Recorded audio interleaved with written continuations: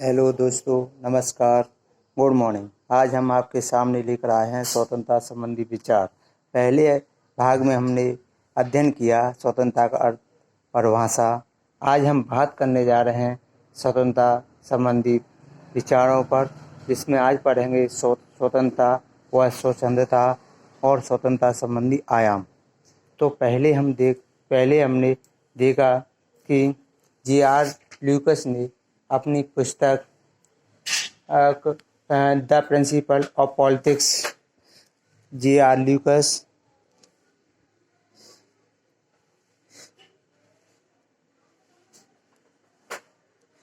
J.R.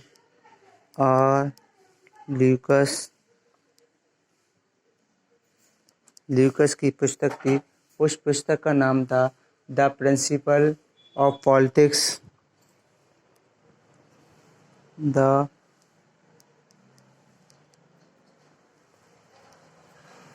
Of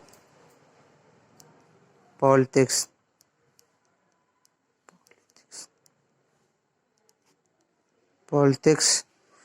जो लिखी गई थी सन 1976 में, जिसमें उन्होंने बताया था कि स्वतंत्रता का तात्विक अर्थ यह है कि विवेकशील करता।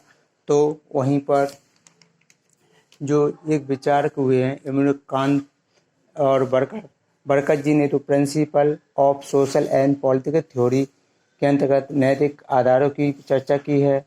वहीं पर इमैनुअल कांत ने विवेकशील प्रकृति अपने आप में साध्य कहा है। और अरस्तु जी ने तो यहाँ तक कहा कि उनकी कृति थी पॉलिटिक्स, जो पहले भाग में उन्होंने लिखा प्रकृति और दास के बारे में, जिसमें उन्होंने बताया व्यक्ति प्रकृति के द्वारा दास होता है। दास मजदूरों और महिलाओं को वो स्वतंत्रता देने विचारों के पक्ष में नहीं है। तो अब बात करते हैं हम स्वतंत्रता व स्वच्छंदता। स्वतंत्रता व स्वच्छंदता व सत्ता, जो आप देख पा रहे होंगे स्वतंत्रता व स्वच्छंदता व सत्ता। तो अब जब हम इसकी बात करें तो इसका एक मोनो बनाते हैं। जो ऊपर हो गया स्वतंत्रता, दूसरा हो गया स्वच्छंदता,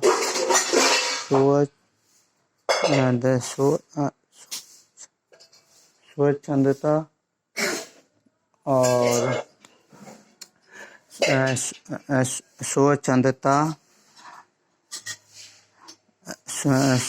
स्वच्छंदता सत्ता। यहाँ पर जो स्वतंत्रता दी जानी है वो उसके बारे में बात करें तो अनावश्यक ढील,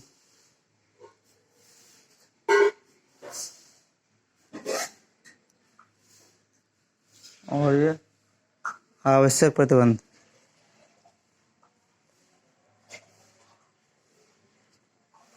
तो इसके माध्यम से जब हम समझेंगे तो स्वतंत्रता को मैंने पहले आपको बताया। स्वतंत्रता का मतलब होता है स्वतंत्र, मतलब खुद के शासन के अधीन रहना। सत्ता का शाब्दिक अर्थ यह है वह सत्ता जो अपना काम अपने अनुसार कर सके, उसको सत्ता कहते हैं। स्वच्छंदता का मतलब होता है अपनी इच्छा के अनुसार कार्य करना।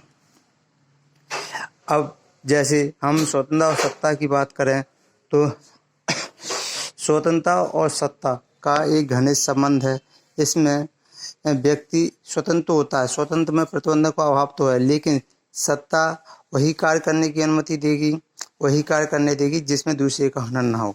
सपोज दैट कहा जाए कि एक गाड़ी चालक गाड़ी चलाता है और गाड़ी बड़ी तेज गति से चलाता है, इधर उधर घुमा के चलाता है, जिससे दूसरी की स्वतंत्रता का हनन होता है। लेकिन सत्ता इस पर प्रतिबंध लगाती है कि हमें दूसरे की स्वतंत्रता का हनन ना हो। और स्वच्छंदता यहाँ अनावश्यक ढील है। जैसे एक तालाब को लेकर चलते हैं जिसमें एक बड़ी मछली होती है जो हल्की मछलियों को खा जाती है, उनकी स्वतंत्रता को नष्ट कर देती है। अर्थात ये कहा जा सकता है कि जो शक्तिशाली होता है वो कमज़ोर व्यक्तियों पर अत्याचार करता है और इसलिए यह जब स्वतंत्रता पर प्रतिबंध व अंकुश न लगाया जाए तब तक कोई व्यक्ति स्वतंत्र नहीं होगा। अर्थात कहा जा सकता है कि स्वतंत्रता के लिए कानून होना चाहिए, तभी एक अच्छी स्वतंत्रता हो सकती है। जब इसके ऊपर कानून नहीं होगा तो एक व्यक्ति दूसरे की स्वतंत्रता मनन करेगा। जबकि हम जो विचारकों के बारे में जो अपने अध्ययन किया वो विवेकशीलकर्ता के बारे में बताते हैं, क्योंकि विवेकशील तो समस्त व्यक्ति हो सकते हैं, लेकिन उनकी सोच एक जैसी नहीं हो सकती। यह कल्पना मात्र ही है, अर्थात सबके अपने अपने सोचने और समझने के तरीके होते हैं, अपने करने का ढंग होता है। इसलिए स्वतंत्रता में आवश्यक प्रतिबंध आवश्यक है। जब स्वतंत्रता में आवश्यक प्रतिबंध नहीं होगा तो वह एक स्वच्छंदता का रूप ले लेती है। दूसरी बात आती है स्वतंत्रता से संबंधित आयाम।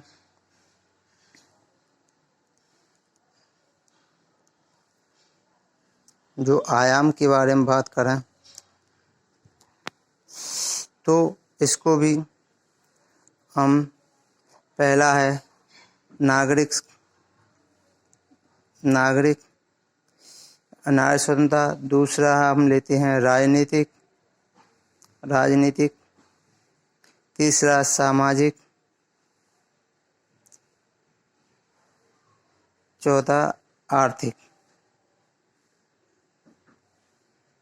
तो जो नागरिक स्वतंत्रता व्यक्ति को व्यक्ति होने के नाते प्राप्त होती है। बर्कन महोदय जी ने कहा है जो नागरिक स्वतंत्रता व्यक्ति को व्यक्ति होने के नाते प्रदान की जाती है। राजनीतिक स्वतंत्रता जो मतदान से संबंधित होती है, जो राजनीति में भागीदारी से संबंधित होती है। और सामाजिक स्वतंत्रता जो सामाजिक आधार से प्राप्त होती है, आर्थिक मूल्यों के लिए। और जिन लोगों ने इस चैनल को सब्सक्राइब नहीं किया है तो प्लीज़ चैनल को सब्सक्राइब कर और इसे लाइक दें, और जो भी इसमें कोई गलती हो तो प्लीज़ कमेंट्स करें और आपके सुझाव आमंत्रित हैं।